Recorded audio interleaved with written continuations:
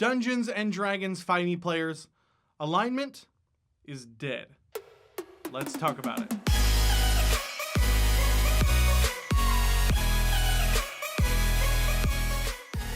Welcome, adventurers. What's going on, guys? My name is Cody. This is Taking 20, a channel about all things role-playing games. So this is a topic that I am pretty passionate about, and one that I have wanted to cover for a while now, and that is that alignment is dead. It's gone. It's a dead mechanic that has continued to be dragged to new editions of the game, not just for Dungeons and Dragons, but other tabletop games as well. Even Starfinder, which was released this year, and let's be frank, is at the root of its core Dungeons and Dragons, continued to drag this awful mechanic forward into their game for really no other reason than the fact that, well, it's always been in the game, so we should probably keep it. But that doesn't change anything. Alignment is still dead. Much like Blockbuster in its waning years, it might have served a purpose once, but it is simply outdated now and no longer needed. And if you're too young to get that reference, one, that pretty much proves my point, and two, Google it. It's seriously the best lesson that you'll ever get that won't be taught to you in school. I'm very, very serious. Now, that doesn't mean that if you use alignment or that you like alignment, that you're an idiot or that you're playing the game wrong. And if you love getting into long debates whenever you see one of those 9 square alignment charts with all the Star Wars or Harry Potter characters in them, you know what? Then by all means, have at it. But strictly speaking, from the point of view that alignment does not add to the game, I believe that it is firmly a dead mechanic, especially in Dungeons and Dragons 5th edition, especially in D&D. And I would even go so far as to say that not only does it not add to the game, but that it can take away from it as well. To understand the impact of alignment, we should be looking at both the roleplay implications and the mechanical implications. But first, I want to give a big shout out to my sponsor for this video, Miniature Market. If you've never used Miniature Market before, let me just tell you, I highly, highly recommend them. I've been shopping at Miniature Market for a few years now because frankly, their prices are amazing and they carry pretty much everything for gamers. But you don't have to take my word for it. I'll put a link down in the description below. Just go check them out. The holidays are coming up, and if you've already made your list for Santa and you need to give Santa a little direction, Miniature Market has got you covered. Everything all in one place at prices better than Amazon's from a company that caters to just gamers. Just go check them out. You can thank me later. So let's talk roleplay, because I think that the mechanics for Dungeons and Dragons 5e have changed enough that alignment is now thought of as a bigger impactor on roleplay than traditional mechanics. See, my problem with teaching new players coming to the game the alignment system is manifold. First off, with how much the game has changed and evolved, we're in an age where games are far more story and character driven than they have ever been in the past. And training all these new players flocking to the game right now, that whatever incredible and amazing character concept that they have, that they are eager to flesh out and explore in a Dungeons and Dragons world of endless possibilities, that they need to squeeze them into one of these little 9 boxes of personality types, I just don't think is doing them any service. The biggest flaw with this mode of thinking is that simply there are more than 9 types of people in the world. And you might be sitting there thinking, hey, the alignment system isn't about personality. It's about morality. One, I would disagree with you that, well, candidly, it isn't always used by players like that. And two, I would disagree that it is strictly about morality because it introduces the concepts of law and chaos in addition to good and evil, or at least it tries to, even if it does it poorly. The concept that someone lawful believes in societal structures of the law, or at least adheres to the law of the lands in an attempt to act out their good or evil motivations in and of itself breaks the illusion that alignment is just about morality. So if we can agree that alignment is about personality, not just morality, then we can logically assess whether 9 personality types are in fact enough. I'll tell you now, they aren't. In fact, there are 16 personality types exhibited by people according to the Myers-Briggs chart. Now, as an aside to the topic, I'll let you in on a little bit about myself. I was a skeptic. In general, I believe in facts over psychology telling me that there are only 16 types of people in the world. I just don't believe that. I just didn't believe that. And then I took the Myers-Briggs test for myself. And let me tell you, I was stunned. I came back as an ENTP-A, or an extroverted, intuitive thinking, prospecting, assertive personality. Let me tell you, I was freaked out after reading the analysis about myself, and that I really did feel like this little test knew more about me than my friends and family did who have known me my whole life. So by the way, if you're curious about taking the Myers-Briggs test for yourself, and I definitely recommend it to people I talk to, I'll put a link down in the description below for 16personalities.com. I think that's what it's called. It's free and it doesn't take very long. I think it's pretty interesting. Now, I also think that because of how convoluted the alignment system is, no one can even really agree on what alignments actually mean for you and your character. Is Batman lawful good, or is he chaotic good? Is Han Solo really chaotic neutral, looking out for himself? Or is he actually chaotic good, giving up his chance to pay off the Hutts in order to come to Luke's rescue? In theory, this should not be subjective, but the reality is that it is. Alignment is supposed to describe your character from the outside world, looking in on your character. It's not about what your character thinks about themselves, but rather how everyone else sees them. Malcolm Merlin knew that he was honoring his wife's memory by destroying the Glades. He knew that he was doing the right thing to make Starling City a safer place by eradicating the city's crime-filled area. But no one would really classify him as good, even though he very well might. But this is not how alignment is really used at the table. And I might even venture to say that the minority of new players coming to the game are taught that alignment is steadfast and not, in fact, subjective. We can even agree on if alignment should define your character or if your character defines your alignment. And if you think that your character should define your alignment, then your alignment should have the ability to shift. And if it can shift, then we're missing the whole point. There is just so much argument and discussion on alignment, on what they mean. Should the alignment be a guide to your character? Or should your character be a guide to your alignment? But what would happen if it evaporated? What would happen if alignment was never written into another D&D book? Would our quality of life really be any different? Would our games suffer?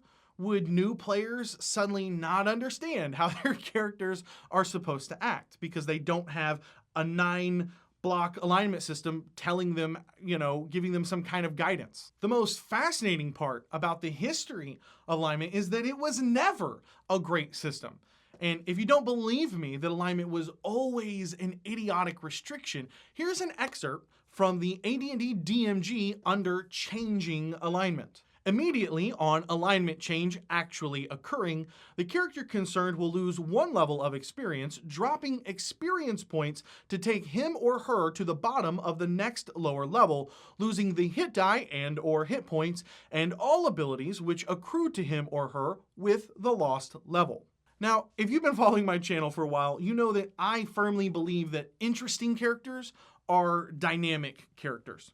Take one of everyone's favorites, Darth Vader. Darth Vader is an interesting character, not because he walks around stiffed back making a bunch of threats to people. Seriously, it's what he does. Nor is he interesting because he has a cape and a laser sword. He's interesting because of his inner struggles against the raw concepts of good and evil, self-preservation, and how that affects his family. Can you imagine playing a D&D game where you are role-playing the hell out of a character going through internal struggles like Darth Vader, and you're enjoying the experience and the journey your character is going through during a campaign, and then suddenly You drop a level and a half behind your friends because the Dungeon Master told you that your character has shifted in alignment. Apparently, you should have written down 2 different letters on your sheet when you started instead of L and G. This is absolute garbage. And this is the very system that has been brought forward to us decades later. The only difference is that now good Dungeon Masters just ignore it. As much as I like alignment, as much as I enjoy the concept of it, most of my campaigns, I completely ignore it. Right. It's never brought up, it's never referenced, and I've done that for years. Another piece to the puzzle is understanding the mechanical relevance of good and evil. Now, this is something that 5e got right, because you see, in earlier editions of Dungeons & Dragons, alignment was tangible. It was something that could be detected. Yes, it could be detected. How about that, Dungeon Masters? You have a great villain mastermind that has slid into the King's Council. Well, I hope you don't have a paladin in your party, because they're going to immediately detect evil, which, by the way, they can do at will. And of course, if we're talking mechanics to the game, there is the understandable protection from good and evil. This I can actually understand because, as a game designer, you want to create a magic spell that will protect good players from evil things, right? This is a standard trope that you're really just trying to build mechanics for. The cleric who devoutly follows his compassionate and virtuous deity is gifted a radiant light that drives away evil. Totally understandable that you would want to build this into your game. But to do it, you have to continue to rely on a black and white cut and dry alignment system of all X monsters are evil and all Y creatures are good. But thankfully 5e has figured out much simpler, more common sense ways of rewriting these mechanics without depending on such hard lines being drawn in the sand. Okay, so what if we just use alignment as a tool for Dungeon Masters in the Monster Manual? See, this is something else that really bothers me. I truly dislike the shortcut of giving all creatures of a race an alignment, and one that, as we understand it, should not be subjective, remember? Now, before you start throwing rocks at me, all right, I am not implying that because a character has an alignment in the Monster Manual, that it has to be that alignment. Nor do I think that Wizards of the Coast is trying to imply that by giving them one. My point is that having alignments listed in the Monster Manual is lazy, right? It is either irrelevant or it's just not adding to the game. To just say that goblins are evil or that drow are evil, well, except for Drizzt and Xanathar and probably Jarlaxle, and that orcs are evil, unless, of course, you're a half-orc, in which case you could be a lawful good paladin if you want. It's just bad design. The only creatures that I want a hard good evil alignment for are angels, devils, and demons. Everything else, even aberrations and undead, should not be given a wide-arcing morality, in my opinion. Right? This is especially true of any form of humanoid races, because I hate that those 2 little letters make implications about a race's society as a whole. When you start saying that a particular race's society is evil, your base for that measurement is usually our society today. If an evil society can exist, then a good society must exist, right? Well, I'll ask you, is our society good? Today, right now in 2017, is society good? Has society always, as a whole, been good, right? This is the question. Is this what a good aligned society should look like? We have laws, we have order. As a society, we have laws to protect those who cannot protect or fend for themselves, and we bring justice to those who have wronged others. Except today, people are killed and jailed because of their sexuality. Women are held under some of the worst laws imaginable, denying them simple rights like trying to open a bank account without written permission from their male guardians, to much worse, to even the changes we've seen here in America over the past 2 centuries, right? From slavery to women's suffrage, which, by the way, happened less than 100 years ago. Less than 100 years ago, women could not vote in America, the land of the free. My point is that societies are not simply good or evil. So to be plastering the simple 9-block alignment all over the monster manual, I don't feel as though it's adding anything to the game.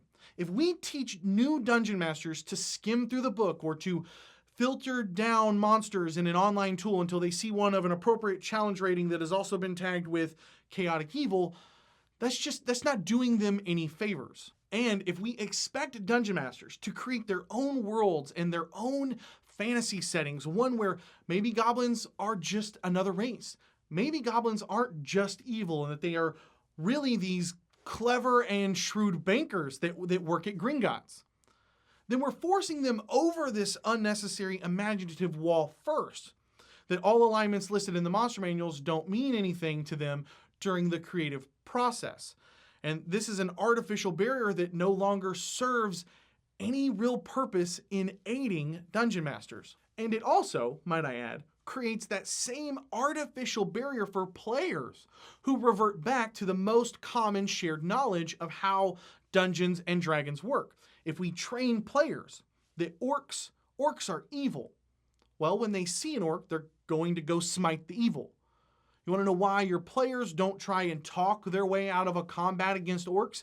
It's because we've conditioned them to be murder hobos. And finally, I want to add that even if we try and use alignment for monsters as a jumping off point, it is still meaningless. If you think that dungeon masters can understand how drow society works in Minzo Baranzan because of 2 little letters of CE next to their stat block, let me assure you, it doesn't.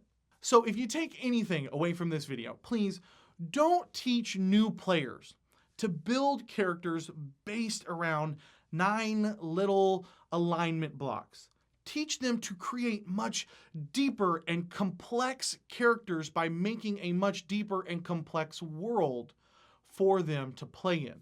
One that isn't beholden to the black and white of law versus chaos and good versus evil. So what do you guys think? I know I went a little strong today, and you know what? I'm okay with that. But do you guys agree with me? Do you disagree with me? Tell me why or why not.